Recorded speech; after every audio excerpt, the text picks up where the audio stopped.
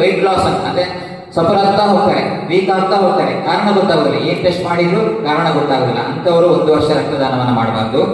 ಹಾಗೆ ಬಿಡದೆ ನಿರಂತರವಾಗಿ ಸಣ್ಣ ಜ್ವರ ಬರ್ತಾ ಇದ್ರೆ ಅವರು ಸಹ 1 ವರ್ಷಗಳ ತನಕ ರಕ್ತದಾನವನ್ನು ಮಾಡಬಾರ್ದು. ಯಾರ್ಯಾರಿಗೆ 1 ವರ್ಷ ರಕ್ತದಾನ ಮಾಡಬಾರ್ದು ಅಂತ ಹೇಳಿದ್ರೆ, ಒಂದ್ಸಗೆ ಸರ್ಜರಿ ಆದಾಗ ಅಥವಾ ಆಪರೇಷನ್ ಆದಾಗ 1 ವರ್ಷ ರಕ್ತದಾನ ಮಾಡ್ಲಿಕ್ಕಿಲ್ಲ.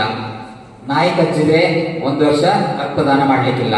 ಟೈಫಾಯ್ಡ್ ಜ್ವರ ಬಂದವರು 1 ವರ್ಷ ರಕ್ತದಾನ ಮಾಡ್ಲಿಕ್ಕಿಲ್ಲ.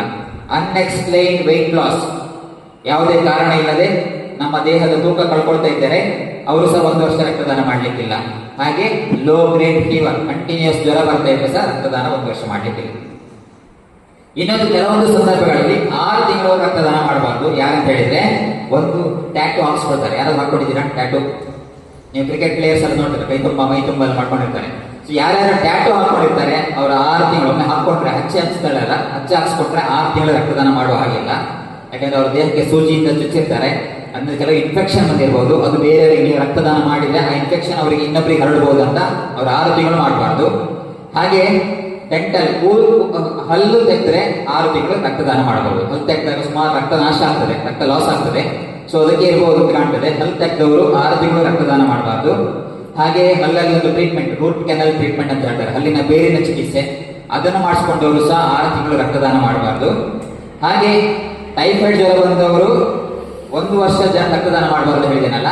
ಮಲೇರಿಯಾ ಜ್ವರ ಬಂದ್ರೆ 6 ತಿಂಗಳು ರಕ್ತದಾನ ಮಾಡಬಾರ್ದು. ಟೈಫಾಯ್ಡ್ ಜ್ವರ ಬಂದವರು 1 ವರ್ಷ, ಮಲೇರಿಯಾ ಜ್ವರ ಬಂದವರು 6 ತಿಂಗಳು ರಕ್ತದಾನ ಮಾಡಬಾರ್ದು.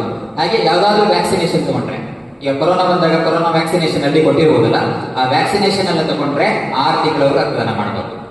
ಕೇವಲ ಮತ್ತೆ ಆರಾಮದಲ್ಲಿ ಮಾಡಬಹುದು. ಒಂದ್ಸಲ ನಾನು ಹೇಳ್ತೇನೆ, ಟ್ಯಾಟೂ ಹಾಕ್ಸ್ಕೊಂಡವರು, ಹಲ್ಲು ತೆಗೆಸಿದವರು, ರೂಟ್ ಕೆನಲ್ ಟ್ರೀಟ್ಮೆಂಟ್ ಮಾಡಿಸ್ಕೊಂಡವರು, ಆಮೇಲೆ ಮಲೇರಿಯಾ ಜ್ವರ ಬಂದವರು ಹಾಗೂ ವ್ಯಾಕ್ಸಿನೇಷನ್ ಮಾಡ್ಕೊಂಡವರು 6 ತಿಂಗಳು ರಕ್ತದಾನ ಮಾಡಬಾರ್ದು. ಇದಿಷ್ಟು ಜ್ಞಾನ ನಿಮ್ಗಿರ್ಬೇಕು.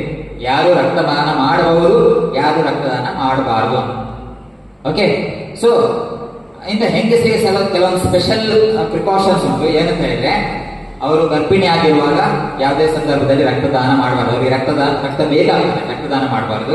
ಆಮೇಲೆ ಹೆರಿಗೆಯಾಗಿ 1 ವರ್ಷದ ತನಕ ರಕ್ತದಾನ ಮಾಡಬಾರ್ದು. ಗರ್ಭಿಣಿ ಆಗಿದ್ದಾಗ, ಆಮೇಲೆ ಹೆರಿಗೆಯಾಗಿ 1 ವರ್ಷದ ತನಕ. ಹಾಗೆ ಎದೆ ಹಾಲನ್ನು ಕೊಡ್ತಿರುವ ತಾಯಿಯಂದಿರು ಸಹ ರಕ್ತದಾನವನ್ನು ಮಾಡಬಾರದು. ಹಾಗೆ ಮುಟ್ಟಿನ ಸಂದರ್ಭದಲ್ಲಿ, ತಿಂಗಳ ಮುಟ್ಟಿನ ಸಂದರ್ಭ, ಹಾಗೆ ಮುಟ್ಟಾಗಿ 1 ವಾರದ ತನಕ ರಕ್ತದಾನ ಮಾಡಬಾರ್ದು. ಆಮೇಲೆ ಮಾಡಬಹುದು. ಮುಟ್ಟಿನ ಸಂದರ್ಭದಲ್ಲಿ ಮುಟ್ಟಾಗಿ 1 ವಾರದ ತನಕ ರಕ್ತದಾನ ಮಾಡಬಾರ್ದು. ಆಮೇಲೆ ನಿಮ್ಮ ರಕ್ತ 12.5 ಗ್ರಾಮ್ಗಿಂತ ಜಾಸ್ತಿ ಇದ್ರೆ ಆರಾಮವಾಗಿ ರಕ್ತದಾನವನ್ನ ಮಾಡಬಹುದು. ಓಕೆ, ಆಮೇಲೆ ಗಂಡಸರಿಗೆ ಸ್ಪೆಷಲ್ ಆಗಿ ಆಲ್ಕೋಹಾಲ್ ತಗೊಂಡ್ರೆ 24